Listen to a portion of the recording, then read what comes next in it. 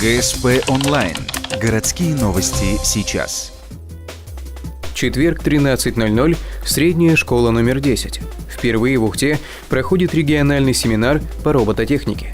35 учителей слушают лекцию о последних достижениях в этой сфере. В российских школах роботостроение уже давно существует, но республиканские учреждения только начинают осваивать новые для себя горизонты. Главная цель – развитие школьников в игровой форме. Целый спектр навыков, если не говорить напрямую, как техническое творчество, то есть в том числе и самые разные математические и гуманитарные навыки. Довольно большой спектр образовательных интересов можно реализовать с помощью данных конструкторов.